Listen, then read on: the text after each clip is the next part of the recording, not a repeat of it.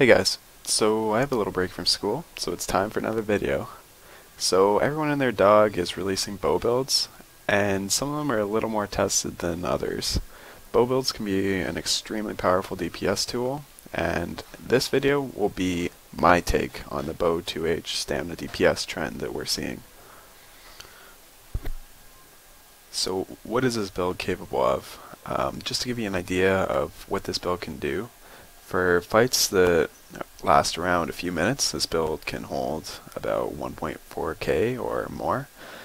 And for extended fights, like 10 minutes plus, kind of like Sanctum, it holds around 1.1k. This screeny here is kind of a bad one because I forgot to slot my two-hander, so there's no execute. But with execute, you can probably do 1.1 to 1.2k, which is very competitive. And it's a lot of fun too. Alright, so with this build you're going to be using your bow as your primary DPS weapon and switching to 2H for the execute phase, since that's where two-handed really shines. A dual wield bar is used for the AOE aspect of it, so there's going to be 3 bars total, and I recommend that you get an add-on that allows you to switch between bars easily. So on the first bar, our bow bar, I have Piercing Mark, which is slotted for the penetration and the crit chance from the pressure points passive. Piercing is good due to you use less magicka, and you do use your magicka in this build quite a bit, so it is nice to have. You never really get a chance to use the weapon damage from Reaper's Mark anyways. And then we have Scorched Earth.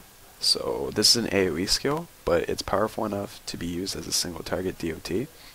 The high damage portion of it lasts for 5 seconds, and then a lower damage DOT lasts for 6 seconds. It's really a great skill, and it's really overlooked. It usually pulls just as much DPS as Poison Injection over extended fights. And then we have our second DOT, because this is a double DOT build, which is Poison Injection. And it does more damage as the mob goes under 50%, so it's pretty awesome. Then we have Focused Aim. So this is your main damage skill.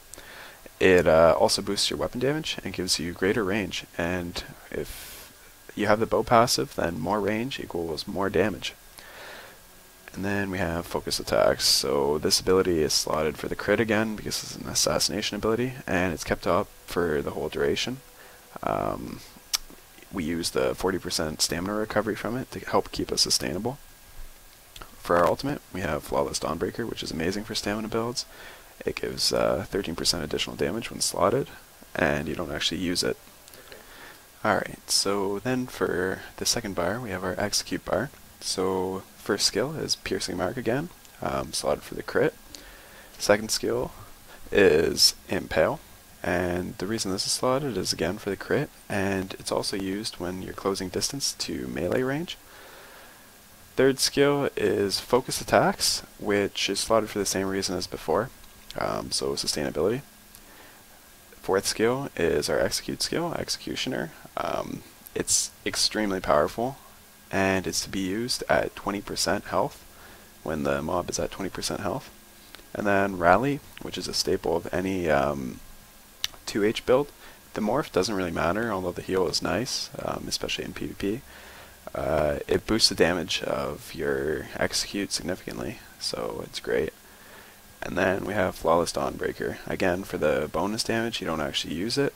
If your party does require Veils, you can slot it here on your second bar, but keep in mind that it'll be slow to build, so it's more suited towards being kind of an oh shit Veil. And then the third bar is an AOE bar. This bar uses dual daggers due to dual wield being amazing AOE DPS. So first ability is Siphoning Attacks. Keep Steel Tornado sustainable for longer AOE trash pulls like Sanctum. Second slot is actually a utility slot, so you can slot whatever you want here, Caltrops, Bone Shield, whatever you need. Third slot is Focus Attacks for the crit and the stamina regen again. And then our main AOE skill is Steel Tornado. It's pretty amazing. It does more damage as they lose health.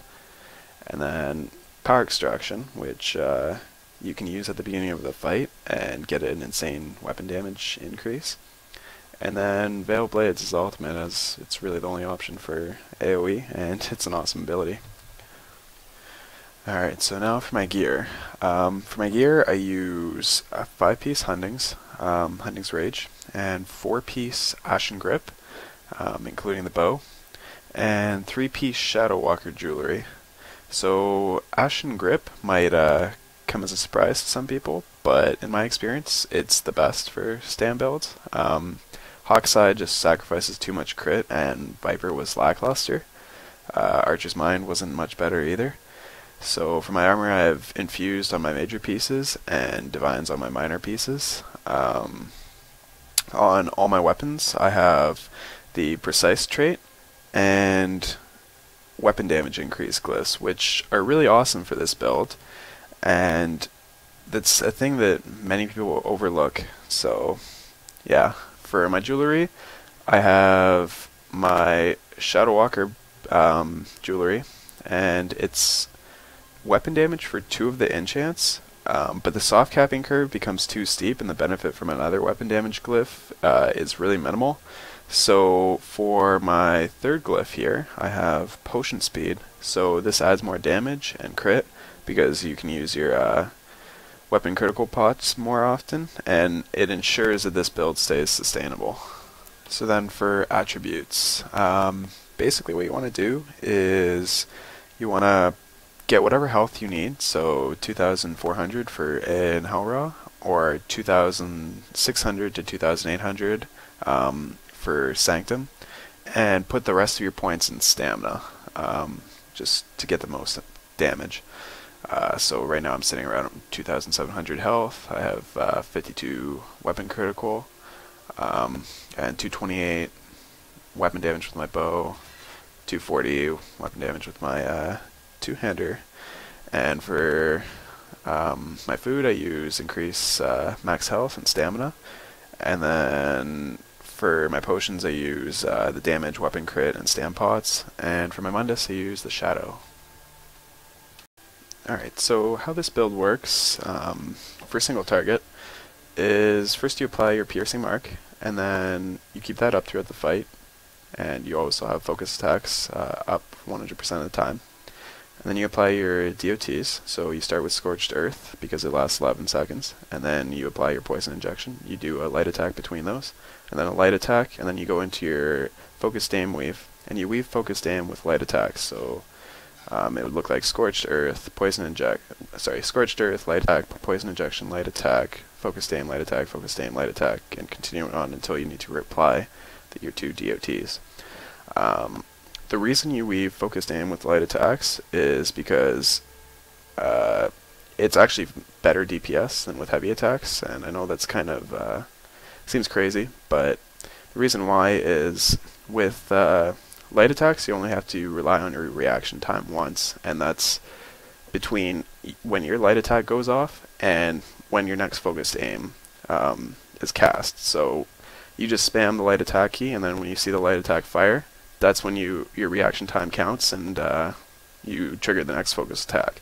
But if you're weaving heavy attacks, you add another point where you have to worry about your reaction time, which is when to let go of that heavy attack. So when you see the last Focused Aim fire, then you're worrying about having to let go of that heavy attack and then do the next Focused Aim as well. So it's counting on your human reaction time twice instead of once, and in general you get better DPS just doing light attacks.